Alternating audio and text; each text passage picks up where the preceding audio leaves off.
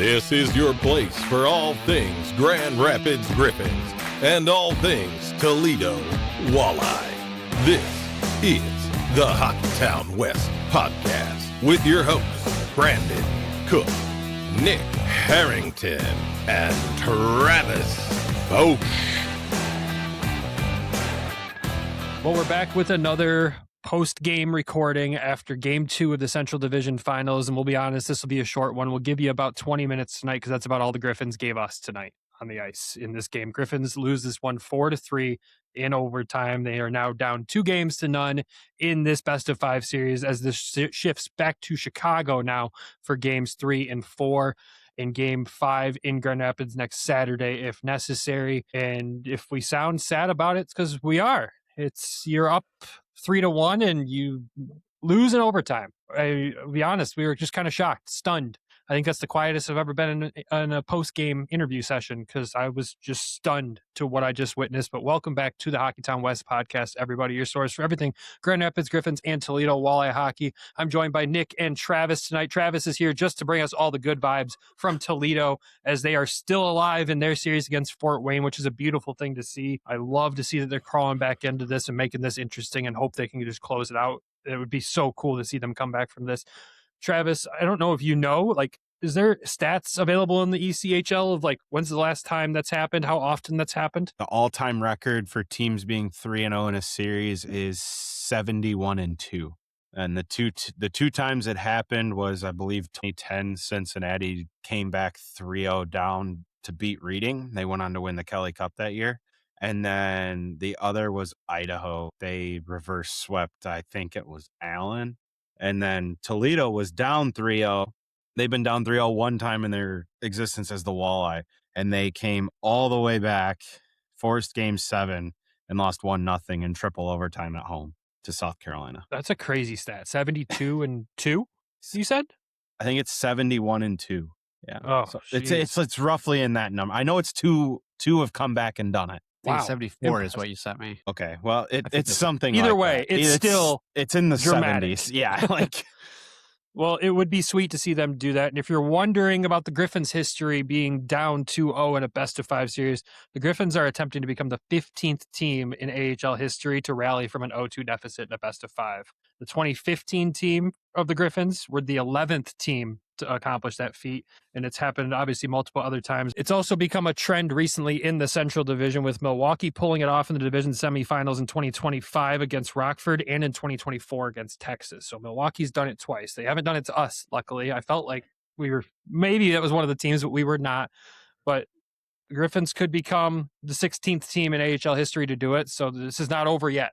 That's the key word here. There's a lot of doom from this episode just with how this game went, but let me be clear, it's not over. It's one game at a time. You go to Chicago, you win Tuesday, you win Thursday, you come back home and win it, and you move on to the conference finals. It is all still very possible, and this team is definitely very capable of doing it because when they're at their best, they play great hockey and go up 3-1 in a game. And let's talk about the stats of the night before we talk about the actual things we witnessed and what we saw and try to put into words what we saw, I guess is the right way to say it. So like we said, Chicago wins this one 4-3. This is the first time all season that Michal Postava has given up 4 goals. We'll talk about that more in a second here. Griffins outshoot Chicago 39-29 in this game. Griffins power play went 2 for 5. Chicago's went 1 for 3. Your goal scorers in this game, Sheldon Dries kicked it off 2 minutes, 42 seconds into the game with his first of the playoffs on the power play, assisted by MBN and ASP. MBN, just about 2 minutes later, gets the second goal of the game, his third of the playoffs, assisted by John Leonard. Felix Ungersorum for Chicago gets it back within 1 with a power play goal. Edwards Trailmax responds with another power play goal for the Griffins, his third goal of the playoffs, assisted by MBN and ASP. In the second period, Ivan Rabkin gets the goal for Chicago to get them back within 1. And then number 52 gets the goal in the third period, his second of the playoffs. And Felix Ungersorum gets the game winner in overtime. 5 minutes, 14 seconds in. That's his second of the playoffs. So where do we begin? And I feel like there's going to be a lot of doom here. So we should probably start with the doom and maybe end on a positive note. Michal Postava gave up 4 shocking, guys. We haven't seen this all season long. Did he make some big, incredible saves tonight? Yeah, he did some stuff that we've been seeing all playoffs where he's just been unreal. But what's the initial just feeling after seeing him give up 4 in a game like this? I don't think a lot of it was his fault tonight. It was The way Grand Rapids played was more defensively sound. There was less odd-man rushes against us tonight. There was a few breakaways. With Post, I can remember the one that Posty came way out of the face-off dots and played the puck.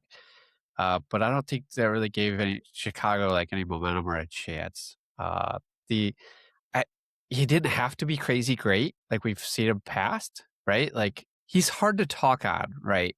Through this game because he didn't make any crazy big saves. He didn't have to be like Dominic Hasek. Like that's the style that he plays, right? He did have to do that a couple times tonight. He had another one of those crazy standing kick saves that I don't know how he does without pulling 6 muscles. Yeah, I just think we limited the amount of opportunities for Chicago tonight where he was able to play a more calm game. But at the same point, I struggle with it because it's like this is the most he's played all season in a row, right? Like this is now, we just went 4 games with Manitoba. This is 6 games in a row now. Is fatigue starting to set in? Like you kind of wonder that because maybe he could have made some of those crazy saves like game 1 where he was just like all over the ice. And tonight he really wasn't all over the ice. He wasn't making, I don't know. I just didn't think he had those crazy moments like he had game 1 where he like really stole that game or gave us a chance because he stole that game. Tonight I thought it was a little bit more calmer, a little bit more less Postava, right? Less posty. I mean, just from the little bit that I saw, the third goal for me is maybe the only one that you really wonder, like, okay, that's a softer goal, weaker goal. But again, like, I didn't watch the game. So, like, you got to take what I say with a grain of salt. Just seeing it back on the replay, like, I wasn't there. So I didn't, you're not watching it in real time. Like, I was in Toledo. I think you got to go back to him the next game. Yeah, I don't think it warrants like a question of change. And I think that's, again, like we questioned Manitoba when they did that with DiVincentis and putting Milic in for the elimination game. Like, I wouldn't put Cossa in cold in an elimination game. Like, look, they're off. The Griffins are off Sunday. They got practice Monday, then travel to Chicago, then play Tuesday. That's not a lot of time to get him game ready, even though Coach did mention tonight, like everyone that's not playing, even if they're scratched those nights, the message is clear. Be ready because you could end up in the game. And there was lineup changes tonight that we'll talk about in a second where guys had to be ready. So maybe, but I don't think you change that because again, like Travis said, the third goal is probably the only one where I could be like, he could have had that. You brought it up in postgame, like after postgame when we were talking. You mentioned maybe switching it up. And I was like, I just don't know. The more I think about it, though, I kind of want them to. I kind of want to see them put Cossa in because what if he does steal this game, right? It gives him a spark. He takes the net back over and they make a run with it, right? Like our back's up against the wall. Put Cossa in. Maybe he gives a spark. He gives a change. It's a different play style. It's a different angle that Chicago has to worry about. I don't know. It's crazy to do. I get it. It's a best of 5 series. So the momentum is going to change. I don't put this on Posty. And like we talked about it pre-recording too, is, with Fort Wayne, they did this yesterday with Nathan Day putting him in. And that backfired, and Toledo just ripped off 2 wins in a row. So it could, I don't know. It's a tough decision. Ifs. Yeah, it's a very tough decision. But I wouldn't question it if they did put Cossa in and he did play well. If they start well, because GR the first 20 minutes they played well enough to win. Yeah, I mean it's not a doubt that Cossa couldn't go in and do it, right? We all know. I mean, he's finished in one of the top 5 goalies in the league. He's going to go in and do his job and play well. Maybe it would be a spark. Who knows? Again, we say this all season long. I'm glad I'm not a coach. I'm glad I don't have to make these decisions. That's why they get paid the big bucks to do that. And we just get to sit here and criticize it after they make those decisions. But at the same time, who knows? But again, it's not on Posty, right? It's just wild that this is the first time he's given up 4. Yeah, I mean, he's had a really good year. Unbelievable year. You look at the numbers and the fact that you're in the middle of May and it's the first time you give up 4 goals in a game is a wild stat.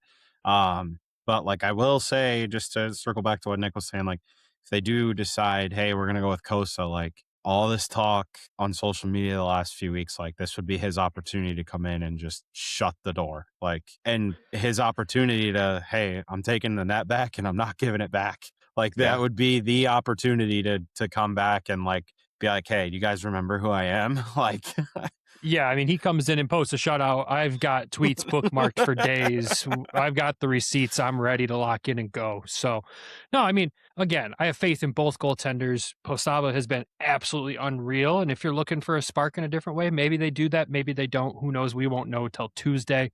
But again, just to clarify, it's not on Posty. This loss is not on Posty. To carry on with just kind of talking about the negatives, it's just the biggest thing that we noticed when watching this game tonight. And I'm not going to dive in and call out individual players. They all know what they did and who they are. But the whole team took their foot off the gas as soon as they had that 3-1 lead. And I mean, the most common phrase in hockey is a 2-goal lead is the most dangerous lead in hockey. You cannot take your foot off the gas, but you also can't take your foot off the gas at any point in a best of 5 series. That's just not allowed. You can't do it. And that's exactly what the Griffins did tonight. I know we heard differing opinions in post game where maybe it was about 7 minutes of the second period where they didn't play well. I did like some of the stuff I saw in the third when you look at the Griffins out shooting Chicago, 13-3 in the third period. You're like, yeah, that's a good third period. And unfortunately, one of those shots found its way into the back of the Griffins net.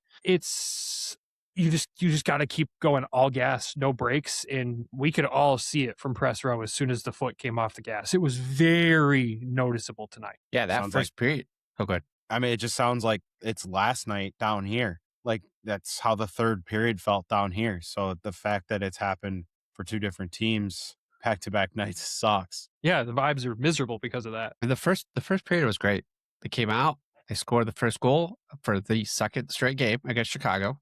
And vibes were high, power play, everything was looking good. Chicago came out. They defended differently against us. They, instead of sending 3 guys to the puck, they sent 2. And then they really just controlled the entire ozone. Like, we struggled setting anything up. It was a lot of dump in and change. Dump in and change is what I saw. That Wojo penalty in the second is really the point that I was like, I told you, Brain, I was like, this seems like this is the tipping point. Now, Chicago, I don't think they scored on that power play. But it was more of the thing of like, this doesn't, I don't know. It didn't, like, they gained momentum from it. Chicago did. And we just never countered. We never did anything different. Like, we just continued to dump and chase and either win it. And we might have sustained a little bit of ozone time a little bit, but that was it. Like, it just, you could tell there. And even the crowd kind of seemed like it died down in the second a little bit, I thought. Like, we needed something to wake up. We needed a momentum shift, and we just never got it, I thought. Yeah, is this our petition for the $2 beers to be sold longer so they can stay more rambunctious? Like, who knows? Yeah, it needs to be louder. The fans need to be more engaged. They need to be all in. You have to be all in. It's playoffs. Your team is there, but you also have to be there and be loud and be crazy and be exciting. Be rambunctious. Like, it's not embarrassing to be at a hockey game and be loud and be crazy. Just ask our friend Andrew Rinaldi. He knows very well. But I mean, again, at the same time, you don't have those fans when you're on away ice. You got to keep your foot on the gas. You have to. Yeah. You cannot, especially against this Chicago team, you cannot give them an inch because they're going to take a mile, and they did that tonight. And credit to them. They went from their game not being able to be played and the Griffins dictating play to dictating how the Griffins played. I think the most shocking thing to me is that I just haven't seen a fight. Well, I mean, they've backed themselves into a hole, and I can only relate it to what I've heard the last 2 nights down here, and that's you're not going to get them all back at one time. Like, it's shift by shift. You got to stack shifts. You got to win every single shift you play, and the more you do that, the more the good things will come. And it's playing that whole 60, but it starts with every single guy pulling in the same direction every single shift. You cannot take a shift off at this point now. I mean, there's nothing to lose. That's the one thing Pat said. It's like before last night, it's like, we got nothing to lose. So you got to go out there and just play and play hard. And that's the mindset. And I know Waddy has preached that for years, even to his time back here, that, you just got to play. You got to stick with it. You got to keep grinding away and chipping away. But I mean, with as good as this team was all year, didn't see that coming, especially when I seen it was 3-1 like that. When I seen it was 3-3, I was stunned. I was like, what the hell is going on? Man, I missed when it was 3-1. It was so much fun. We played, our style. Like, that whole period, we played our style of game. And then the second and third, we went back to their style. Like, we just can't, I just don't, it's so shocking. Like, what happened, right? Like you took your foot off the gas. That's exactly what happened. You stopped playing playoff hockey. You went back to regular season hockey while the Wolves are playing like their lives are on the line. The Wolves have come out and played every game like it's an elimination game for them. They took what they took from Game 5 against Texas, where they just stomped them to move on to this round, and they've played like that every single night since. And that's a ton of credit to them and their coaching staff for having them prepared that way. That's a really good, job well done, whatever. Coach. I hate that team so much. Anyways, we got to talk about the game-winning goal. We have to, because what we saw is we're not only seeing it in just that play. I've seen it a ton in both games so far against the Wolves, where the Griffins just lose track of the puck.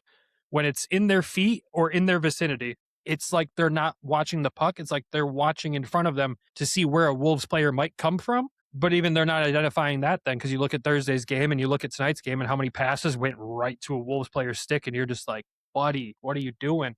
But how are we losing the puck in our feet, in our own zone, looking around like your head's on a swivel and not finding it, that it's in your feet? Like, who's not communicating? Who's not yelling to the guy, it's in your feet? Communicate.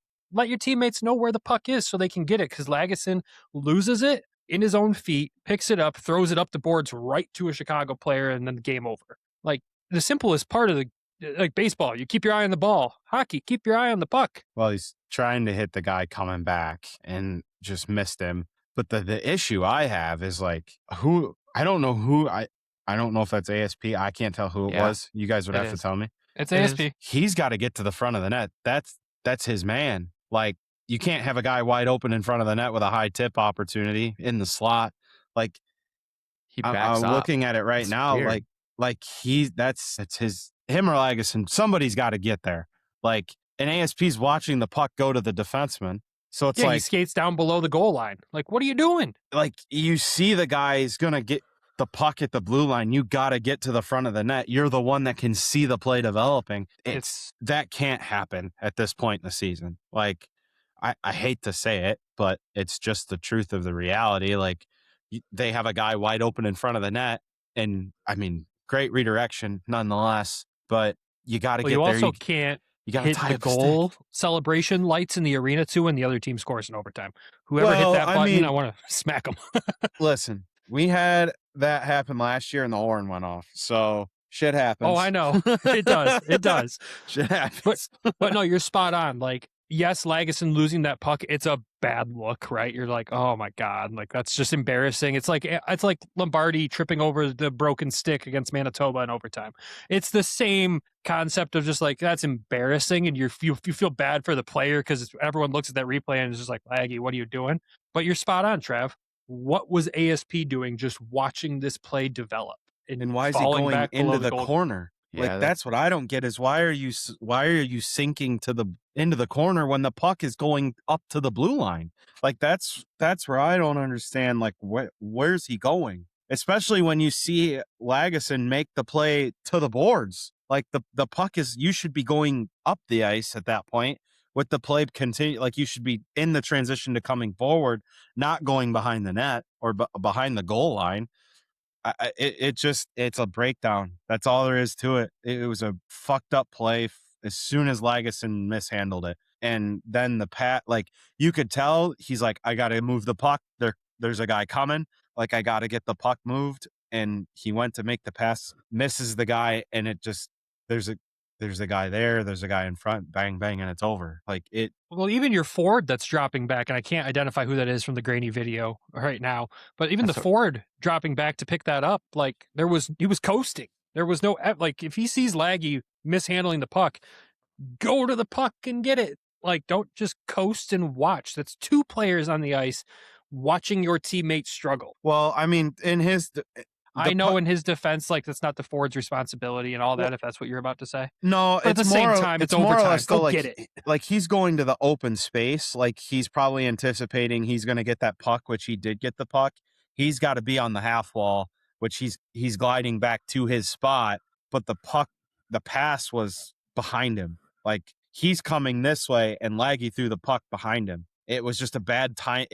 When he fumbled that puck and there's a Wolves player right there, that threw the timing of the whole playoff. And it sped Lagesson up. And I think when he went to make the pass, he's like, I got to move this puck now because I am in trouble. And there's a guy in the slot right here. And he's moving the puck. And the other guy shit happens. Like you said, it's fucked. it's a bad break in the game. Like, it is what it is. Sorry, I know we don't swear a lot on the show normally, but when you lose in overtime in game 2 like this and you're now in an elimination situation, sorry, you're frustrated. It happens. We're just as frustrated as fans and followers of this team as probably the players are too. They should be frustrated with themselves at this point, but you can't let that frustration linger. You have to shake this off, and we'll talk about that more in a minute here, but I want to hit an ad break because we need to, and we said this would be 20 minutes, and we're beyond that at this point, so we lied to you. Sorry, it's going to be longer than that, but rightfully so when you have a game like this. So we're going to hit an ad break. When we come back, I want to talk about a couple of the guys,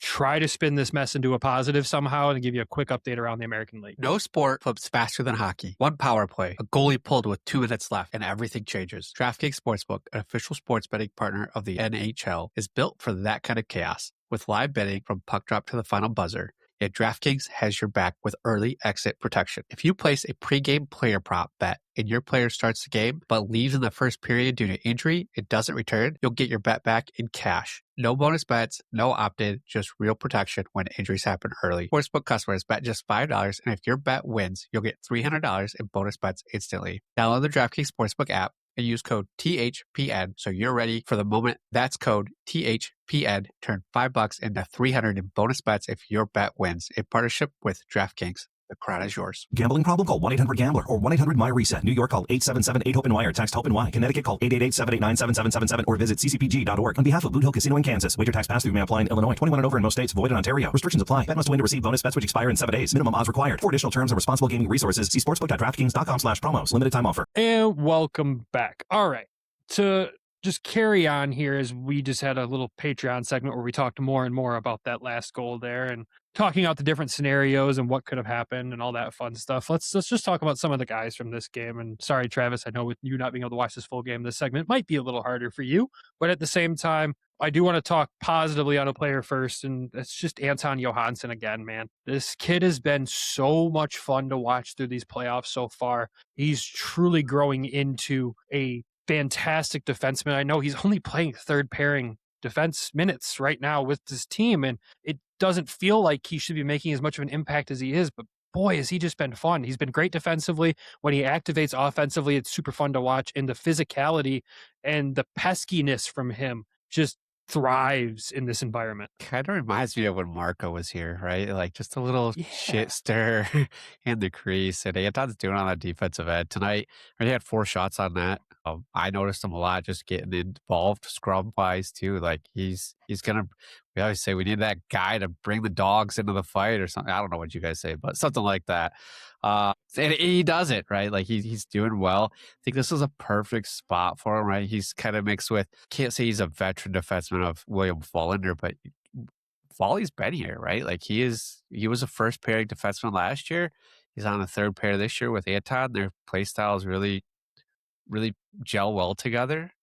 Yeah. Yes, they do. And I'm glad you said that because Wallander has looked really good in these playoffs as well, being paired with him. I'm loving that pairing. And I know I've said it before on different shows, our show, when Steve mentioned Wallander making the Red Wings roster potentially, or what, like that's what he hoped to see. I was like, what are you talking about, bud? If those two both make it and that's your bottom pair, maybe I'm really excited because they've been so good together. Yeah. He even had a crazy like kick save too that he had that kind of activated. Dude, he was the playing offense soccer too. Half the night. Like it was great. He's all over the place. He wouldn't shut mind. down a Chicago 2-on-1 with his feet. Yeah.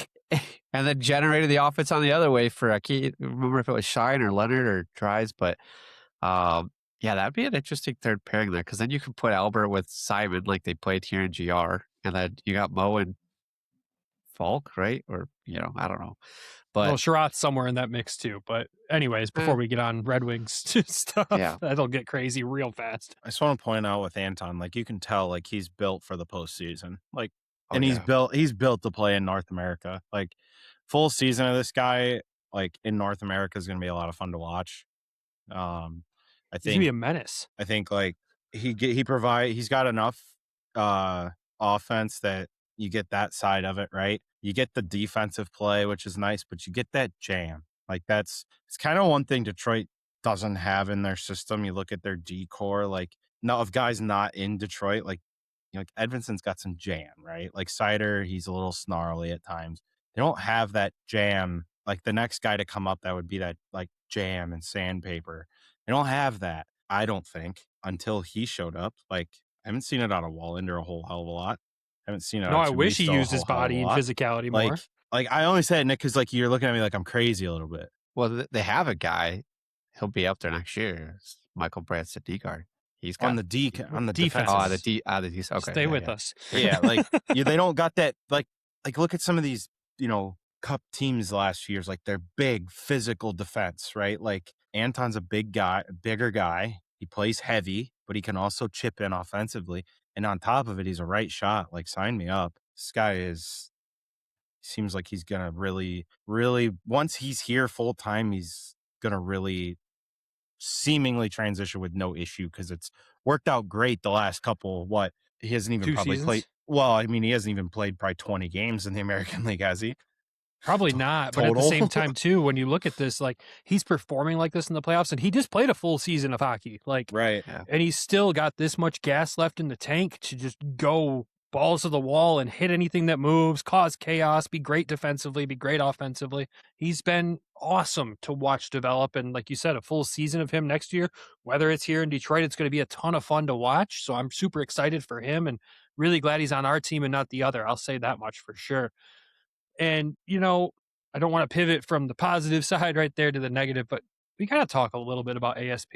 We haven't talked about him much in these playoffs so far. And yes, a couple points tonight, which is nice to see, both on the power play there. We know the impact he can have on the power play. That's no secret to anybody. I'm concerned on the defensive side right now with him, if I'm being honest. And I know we talked about that game-winning goal for Chicago and that he was involved in that play, but it's not just that play I'm referencing here. This is kind of a accumulation of all the games that we've talked about so far in these playoffs. I need to see more defensive IQ than I need to see offensive from him. And I know he's an offensive defenseman. I just need to see him defend a little better, make some better decisions when the puck's on his stick. Don't just throw the puck up the wall to a Chicago player just because it's fun. Like, just defend and defend intelligently. That's what I want to see from him. And I know, again, Trav, you haven't watched a ton of these games, so you might not have a ton to add to that there, but what do you got, Nick? This is a guy that I circled for this series. Like this series was going to be big for him. Because the transition offense, the transition defense, like this was Chicago's style. And so either he was going to punish them because of the mistakes, because he has the speed, he has the offensive ability to be able to punish them. And I was more nervous on the defensive side because if he makes a mistake, it's in the back of our net. Like that's what it is against this team. They're going to make you pay. So I don't want to say he's played a bad series. I don't think the mistakes are as glaring. I'm kind of on the opposite side as you, Brandon, on him. I mean, the offensive side, he's got 2 assists, 5 shots on the series. Like, it's pretty good offensive stats. Yeah, the defensive side, I think too, Detroit really screwed the pooch with this one. Development side, like they should have had him here in GR. They should have had him in GR all season and get him acclimated to the ice here, right? Get him acclimated to the structure, the organization, getting him with 2 really great defensive coaches with Brian Lashoff and Dan Watson. He would have been able to excel and be a lot further along in his development. He'd look like a very different player, I think, right now. Oh yeah, I'm more confident to be honest. I mean, I'm gonna plead the fifth to a point because like I just haven't watched a ton in the Right. postseason. Yeah. But like, what did I say? Like, was it back in October? Like, his biggest thing is gonna be his skating and his gap control because he's not a very big guy. Like, he's not Anton. Like, Anton's got the size. He can skate. Like, ASP can skate, but he doesn't have the size. So his stick play is going to have to be elite. His gap control is going to have to be elite. Like, he's going to have to play positionally a little bit differently and a little more sound than somebody that's like 6'4" and has reach. Like, that's just, and like you said, Nick, he's very offensively, you're a very offensively gifted player. The defensive side, I think, is just going to take a little while to develop. And like I'm agree with both of you in the fact that probably should have been down here all year. Like, it would have really benefited him. That's where he wished Detroit could have made the Falk trade in November. Yeah. and they could have had the luxury to send him down, and he could have played 3/4 of the year down here already. But I mean, still a very high end prospect. He's still very young. I think I'll say this with as much time as he spent in Detroit this year, I am going to say that he learned a lot about himself and what he needs to do this summer to make that jump next year. You're still going to see some differences this year. Like, he hasn't been here with these guys all year. You know what I mean? Like, it's hard. Like, I get like he's played some games down here, but when you're not regularly in the lineup over an extended period of time, it's not an easy task. So just, I get that there's some concern. There's still time. Like, he's still very young. Yeah. So Oh yeah. Still plenty of time. I just want to see more in the play. There's a lot of guys I want to see more from in these playoffs, and I hate to just go right to him as the first one. You know, there's a whole list I could give you of guys I want to see do more. You know, Amadeus Lombardi's on that list right now. I know I said in our preview that I wanted to see him do great things in these playoffs, and he's done good things, but I haven't seen the great Amadeus that we know yet. And I could go down the list, but I'm not going to continue to drag a bunch of guys tonight. And it's also almost 1 a.m. while we're recording this. I'm just going to say this quick. They need 2 guys to really figure it out quick. And that's John Leonard and Dominic Shine. I 100% agree. I mean, Leonard had an assist tonight. They got to be better. They got to be the game breakers they were all season. They need that out of them.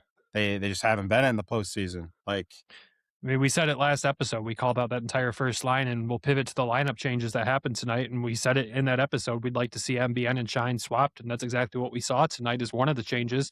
So love that change happened. I think it made both lines better. We did see that line swap back to its original form multiple times throughout this game, though, too. So I don't know what that was about. Didn't really get the chance to ask about that one in post-game. Obviously, you can imagine post-game was pretty short. But at the same time, that was a change that happened. We loved it. I think it impacted both lines in a positive way. The other change was that Tyler Angle and Alex Doucette came out of the lineup, and Dylan James and Andre Becker went into the lineup. We wanted to see Dylan James really badly. I think he played well in the small sample size we saw tonight.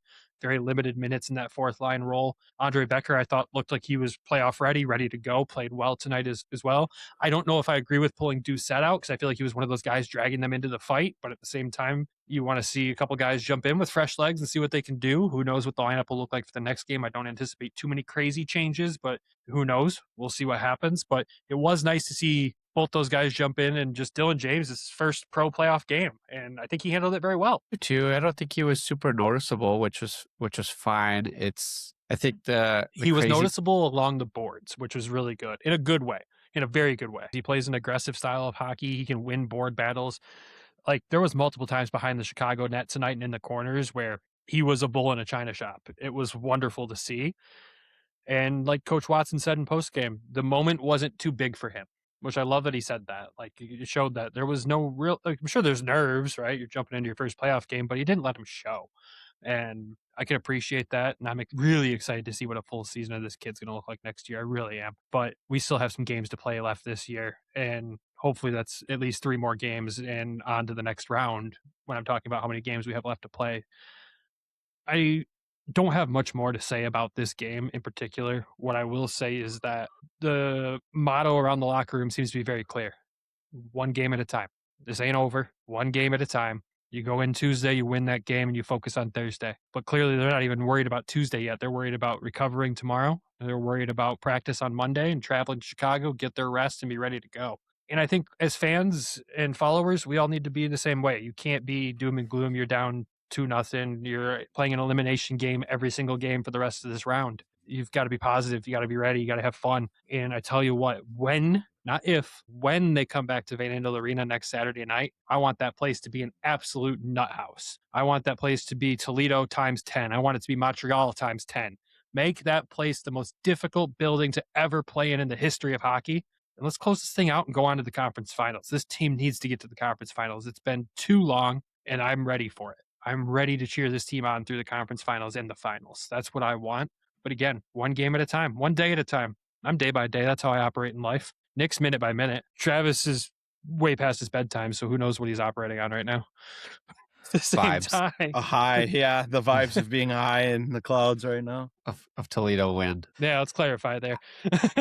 I'm up on cloud 9 right now from today. But I it's should say good it came stuff. down dramatically when I seen the score of this game. Yeah, that's how we felt too. Because honestly, even the vibes going into overtime were still good, still positive. Go close this thing out. Felt like the fans, at least at that point during the intermission, were bought into it, and then it got too quiet in there. But that early power play in overtime, you thought I had the camera ready. I'm like, come on, just close this thing out. Let's make this place just go nuts. And they couldn't do it. Didn't even get to talk about the power play goals in this one. But again, we've just gone on too long, and we're going to wrap it up with what's happened around the American Hockey League so far in the rest of the playoff series. And it's crazy when you look at this in total that this series the Griffins are in is the only one that's not tied. Every other one is tied 1-1 right now.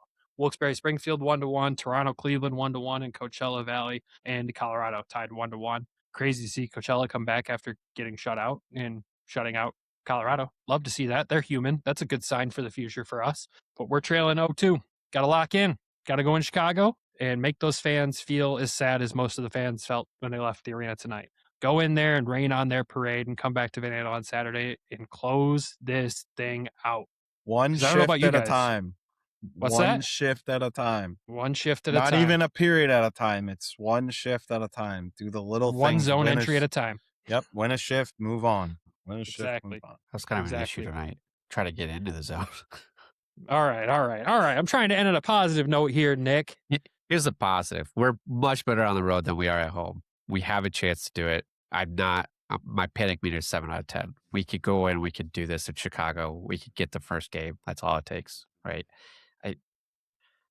Just one game, one shift. One shift. It's Possible, boys. on the road. We play smarter. We play easier. It's simpler. It's business. I think the guys know what they need to do. It's very clear they know. It's very clear that they know. And you saw their captain step up in front of us tonight and tell us that they know. They know they can be better. They know they can do what needs to be done. They just got to go do it. And I have faith. I'm still all in. You don't lose me on this. Still all in. I'm not folding. Exactly. Exactly. All right. We'll wrap this episode up. Thank you all for tuning in to another one of our lovely immediately after the game recordings. It is currently 1 a.m.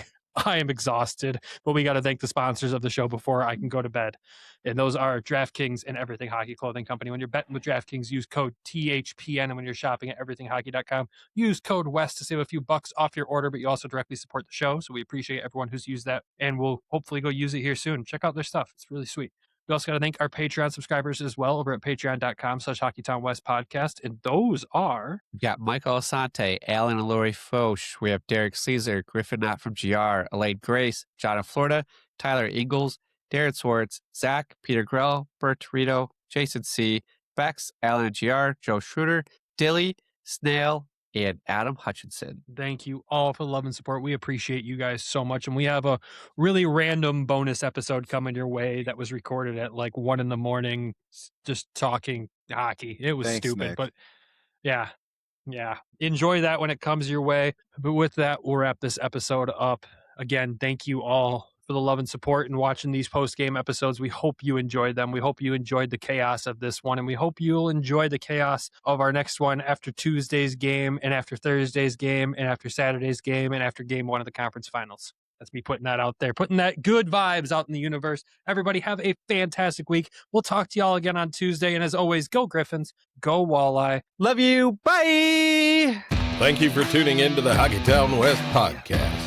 Be sure to check us out on Twitter at HockeytownWPod and your hosts, Nick at GR Hockey Guy, Brandon at Brandon GR Hockey, and Travis at Trav in T-Town.